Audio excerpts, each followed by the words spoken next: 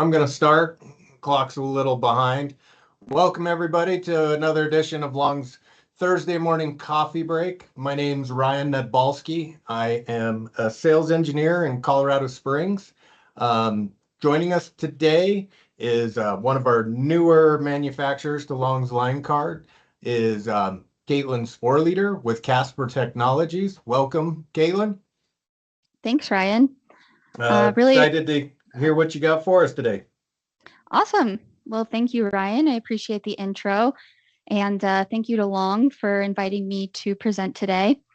So today I'm going to talk about CASPR, which stands for Continuous Air and Surface Pathogen Reduction. So I will talk about how we treat bacteria, viruses, mold, fungi, odors, VOCs, kind of you name it.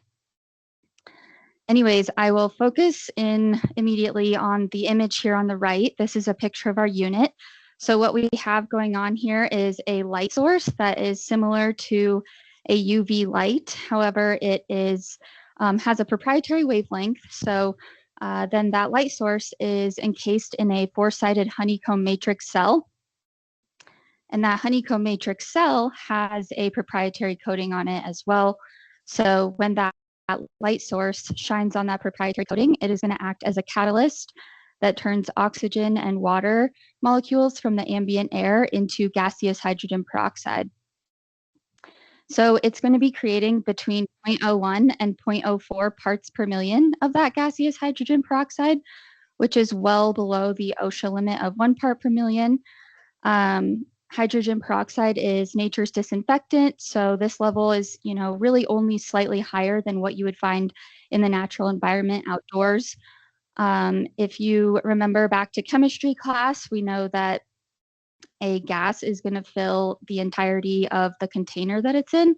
So since this is a gas, and this is going to go in the supply side of your ductwork of your HVAC system, that gas is going to fill the entire space that is served by that HVAC system. So it's not only going to be treating air, but it's also going to be treating surfaces because of that. So it's going to treat, desks, workout equipment, walls, doors, anything that's in that space, it's going to get disinfected by this hydrogen peroxide gas. So this is an active technology versus passive. And by that, I mean that we are pushing those oxidizers out into the space and treating those pathogens at the cellular level versus, say, like a traditional filter or a traditional UV light, where you are relying on those pathogens to get to the filter to be captured or to the UV light in order to be treated. We also know that with UV, the dwell time is a couple of seconds in order to kill anything in that, line of sight, of the UV. And a lot of times the airflow is moving much faster than that. So it would take several passes to be disinfected by that UV light. So that's how we're different, is that we're actively pushing out into the space and not relying on anything to get to our unit. This is going to run 24/7 continuously, and there is no issues with the air handler unit being off. So basically what happens when the air handling unit is off and our unit is on is that hydrogen peroxide gas may tend to pool up around our unit, but since it is such an unstable compound that when it runs into itself, it's just going to revert back to oxygen and water. And like I said, it's completely safe around people, plants, pets, very, very low level. Getting into our commercial product offerings and just a little background, we do have residential and transit lines. So if there's any interest in learning more about that, just go to our website. But to get into the commercial products here, the first unit we have is the duct mounted. So this comes in a 6-inch, 9-inch, or 14-inch unit. And these are sized based on three things. Most importantly is going to be square footage, because we do treat surfaces. And then next is going to be occupancy type. So for example, our 14-inch is going to cover around 5,000 square feet in a traditional office space, whereas in a hospital, it'll only cover around 1,250 square feet, just because it's a much more pathogen-rich environment. And then lastly is airflow. So we just want to make sure we're having sufficient airflow across that unit to send that hydrogen peroxide gas out into the space. Then moving over to the right here, we have the blue tile unit. So this is going to pop right into the ceiling grid. This is great for where you don't have a centrally ducted HVAC system or where maybe you just want that visual aspect. We see a lot of these in reception areas, so people coming in and out of a business can see that they have this technology and just feel safe and protected in that environment. This unit does have a couple small computer style fans to push that hydrogen peroxide gas out into the space, but it is very quiet, and you shouldn't be, hearing that noise and thinking that it's super loud or anything. The electrical is anywhere between 120 and 277 volt input for these units. This is a flexible input. We made it flexible because we just weren't sure in a lot of retrofit applications what kind of power we were going to encounter. So it can handle anything in that range. And our units will run around 30 to 60 watts in operation. That's for the ducted units. And the blue tile here will cover around 2,500 square feet. So getting into ASHRAE 241, for those of you that are familiar, this might be a refresher, and if not, hopefully you can pick up a little something about this. So ASHRAE 241 is a brand new standard. It was published in June of 2023 at the direction of the White House. They only took about 4 to 6 months, which is pretty record time for ASHRAE. So they really came about this standard as an emergency response to pandemic-like situations to provide facilities with a means to go into kind of an infection risk management mode or an extra level of safety when there might be a flu outbreak or any sort of thing that might cause alarm to keep the people in those facilities safe. So there's really a couple things that this standard is accomplishing. It is the first time that ASHRAE is acknowledging pathogens in regards to indoor air quality. So we know that ASHRAE 62.1 talks about VOCs and particulate, but we like to think that pathogens are an important part of indoor air quality. And so we're excited that this is the first time that it's being addressed within an ASHRAE standard. And the other thing is that it provides standardized testing protocols for air cleaning device manufacturers. So this is really important because there's 2 tests that need to be done. There's safety and efficacy, and you have to pass all of the safety portions, which I'll get into in a second, and prove your test results in order to say that you meet the standard. So the safety is basically pass-fail for all the components, and if you don't pass some of the components, then you can't say you meet the standard. And this is really important because a lot of air cleaning device manufacturers prior to this standard have been doing their own testing, and a lot of which have been doing testing in really small chambers, maybe a 1 cubic meter chamber that's not really reflective of a real world environment. So they're calling for a 22.7 cubic meter chamber or larger, as well as using MS2 as the surrogate for testing.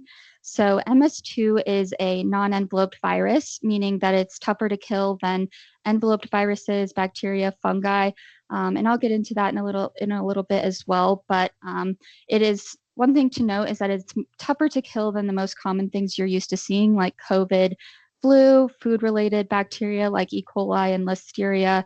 So they chose that for the testing, and it's also less contagious, so it's safer to handle. So getting into the safety, like I said, there's 4 components. So there's ozone production. You don't want your air cleaning device to be creating any ozone. We know that that's a great disinfectant, but it's not safe to be breathing in. So we meet the CARB and UL 2998 for no ozone. CARB is the California certification. And then secondary reactions or byproducts. So you don't want your air cleaning device to be creating anything more harmful than what it's trying to clean. And this is tested via injecting limonene into the test chamber, which is found in a lot of common cleaning chemicals, and they measure how much formaldehyde is formed. So we pass that as well. And then particulate, you don't want your air cleaning device to be generating particulate, which we do not. And then noise is the final component to the safety testing. So this one might seem a little bit odd, but basically it's saying if your air cleaning device is too loud, then it'll likely be turned off or unplugged. And if that's the case, then if it's off, it's not working. And if it's not working, then it's not, helping to create a safer environment. So getting into our efficacy testing, as I mentioned, we used the MS2 surrogate for the testing per the ASHRAE 241 standard. We used a 30 cubic meter chamber, which the standard calls for 22.7 or larger. And then we also use 5 air changes per hour per the standard. And the important thing to note here is that we did test in a third-party facility, Aerosol Research and Engineering Laboratories. So we know that if any manufacturers are doing their own testing, it's less objective. So we really wanted that third-party testing done. And as you can see here, we are reducing the MS2 by over 70% in 4 minutes. We do get over 99% within the hour, but we really like to harp on those early results because we know that the main way to reduce your risk of transmission is to cut down that time of exposure. And then another thing I'll point out here is that this test was done from the device being turned on for the first time. So as I mentioned, this is a continuous 24/7 technology that possibly if the technology had been on prior to the start of the test, that those results would be even better.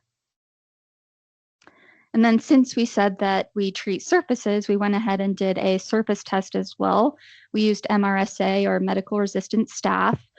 Showing over 92% reduction in 30 minutes. And the time frames here are a little different just because surfaces are a little bit tougher to treat. And then, as I mentioned, getting into the different types of pathogens, as you can see here, the MS2 falls on the tougher to kill, whereas COVID and flu are definitely the easier things to kill. And then you kind of go up the ladder to bacteria and fungi. We even took it one step further and tested on spores. So that's going to be something like C. diff, which can be really, really tough to kill and can thrive in harsh environments. And we're showing over a 91% reduction in C. diff. And the only thing more difficult to kill than spores is prions, and you can't kill those. So we are not going to be testing on prions.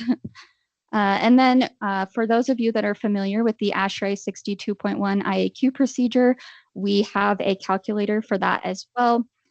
So just a brief summary of that is a alternate to the ventilation rate procedure. So if you are implementing an air cleaning device, you can use the ASHRAE 62.1 IAQ procedure to reduce your outside air and save energy. And it's basically calculating all of these contaminants of concern. We do include carbon dioxide in our calculator because we think that that's important. And that tends to be the limiting factor of how low you can go with your outside air, as well as building balance requirements. And then here's some industries and applications along with some notable companies or installations that we've had. So, medical, dental, K through 12, higher ed, athletic facilities, government, prisons, kind of you name it. One thing I will point out is the CVS Minute Clinic. We are installed in all of the CVS Minute Clinics across the country. So I just like to point that one out as it's a pretty notable one. And then one really quick case study I'll get into.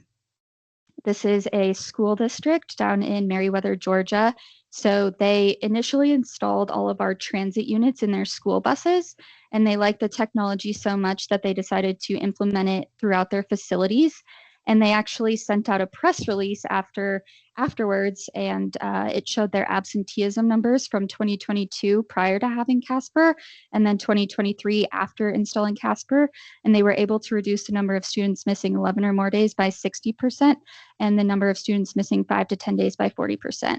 So this just really hones in on the absenteeism benefits that CASPR can provide. And that's it. Awesome. Thank you very much, Caitlin. I do appreciate you sharing that information with us. If anybody has any information for Caitlin, please reach out to your Long sales engineer. You've got your choice of an REI $100 gift card, a Fitbit Inspire 3, or the dad bag, which I'm sure you're going to enjoy. Reach out to your sales engineer, claim your gift. Want to thank everybody today for joining in, and hope everybody has a great day. Thank you.